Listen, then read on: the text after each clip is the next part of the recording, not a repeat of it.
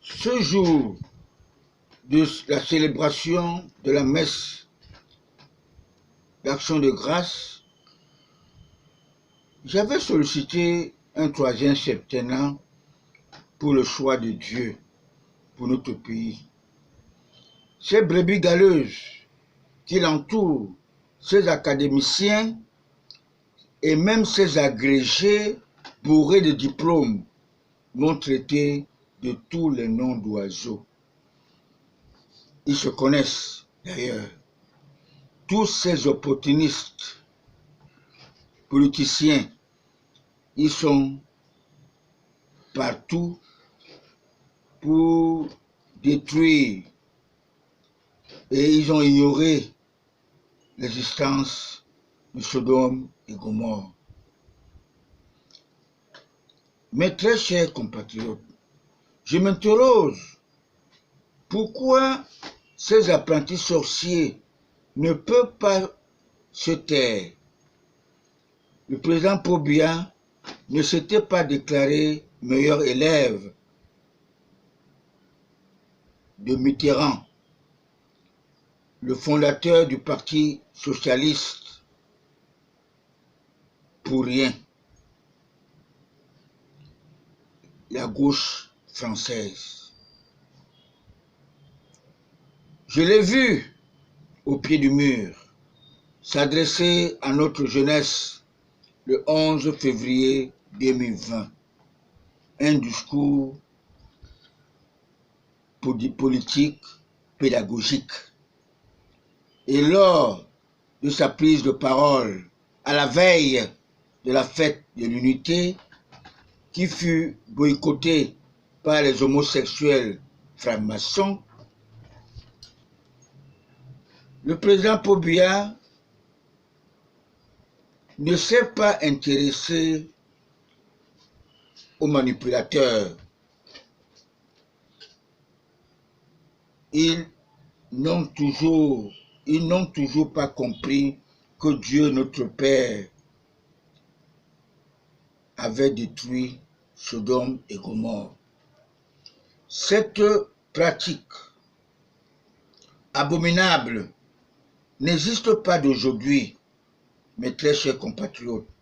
Elle existe depuis l'empereur Jules César et depuis le romain empereur Constantin Ier, né en 272 après Jésus-Christ. C'est lui qui avait dédouané notre Église catholique à la solde du colonisateur, avec un pape superviseur des nonces apostoliques dans tous les États du monde et des aumôniers de guerre. Le regretté Cayenne d'Afrique, Martin Bellingaï-Boutou, a obtenu son droit canon dans cette église catholique romaine. Et dans cette église, par son comportement, l'église, la religion protestante avait protesté. Protester veut dire refuser par le système folklorique. La mission catholique aime les conflits. Ces évêques s'intéressent à la politique de leurs nations respectives. Je précise surtout ceux qui sont plongés dans la franc-maçonnerie, qui servent le Satan. Ils les invoquent, les feignants, les faibles Satans, pour accomplir leurs désirs. Je passe dessus pour dire à tous mes compatriotes que tous les chefs d'État africains ou les chefs d'État du monde, de la planète Terre, sont tous imposés dans la franc-maçonnerie pour avoir l'œil sur eux. Ils ignorent que Jésus-Christ, notre Sauveur, est le Fils de Dieu.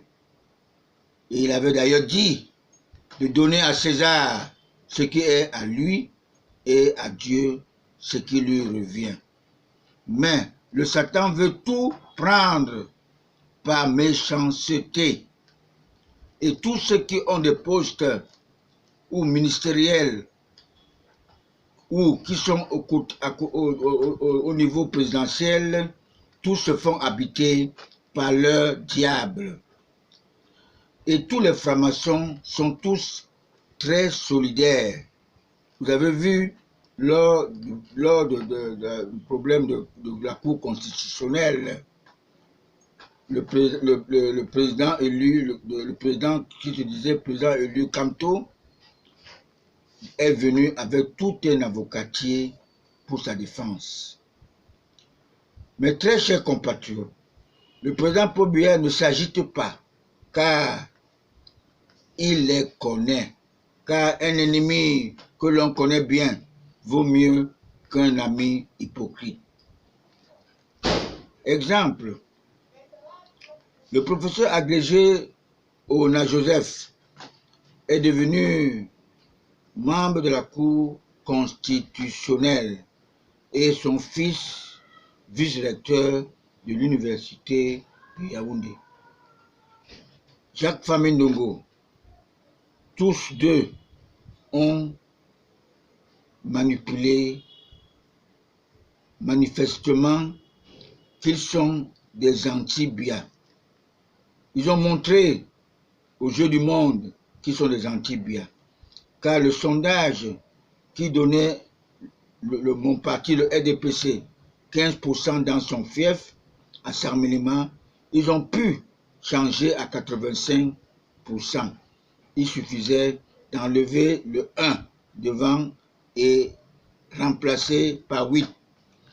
Mes très chers compatriotes, trop de familiarité engendre le mépris. Même le chasseur de lions est rentré dans notre parti, le RDPC, parti de rassemblement, parce qu'il est un lion qui n'a plus de dents. Il est dépourvu financièrement, il est trop endetté, même psychologiquement. Pourquoi tous ces intellectuels africains, je m'interroge, pourquoi ne peut-il pas se permettre de transmettre leur savoir à nos jeunes générations africaines? Et ils aimeraient seulement chercher à devenir chef de l'État. Est-ce que dans un pays, on peut avoir plusieurs chefs de l'État dans un pays? Parce que le poste de ces gens-là, c'est chef de l'État. Ils refusent d'aller enseigner au nord du Cameroun. Vous avez appris par le président Kamto de MSC. Mes très chers compatriotes, respectez toutes les recommandations du grand patriarche John Gouquet.